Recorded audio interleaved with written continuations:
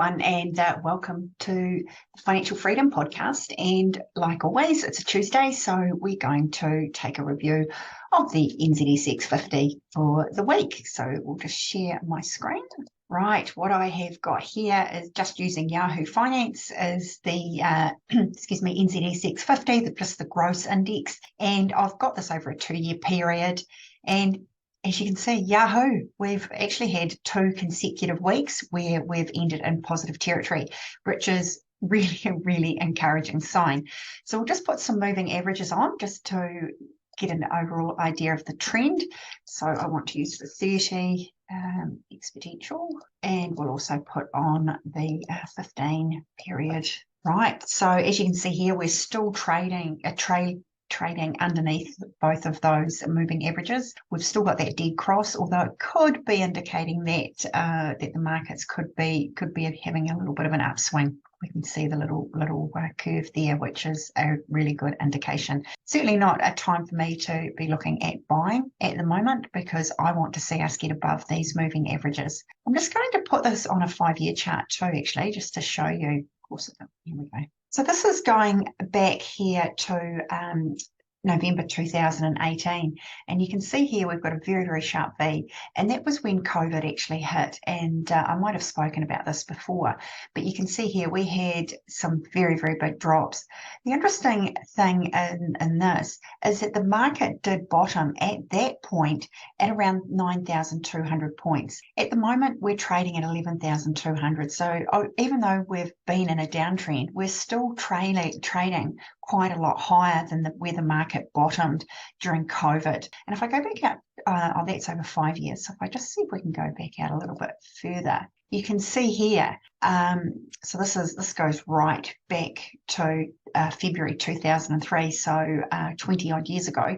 And as you can see here, the market obviously has lots of swings through this period here, 2007, 2008. That was what the GFC was. And basically since then, apart from COVID, we've been in a pretty strong upward trajectory.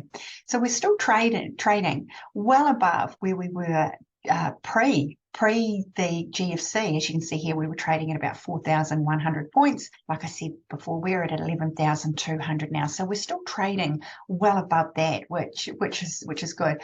And why I'm leading on to that is because if you're wanting to invest into the likes of the New Zealand Stock Exchange, you can actually invest into an ETF, and so that's an exchange traded fund. So a company by the name of Smart Shares actually offers them. Now, just for a disclaimer here, what I'm giving you is just general advice. It's education only. It is not personalised advice or anything like that.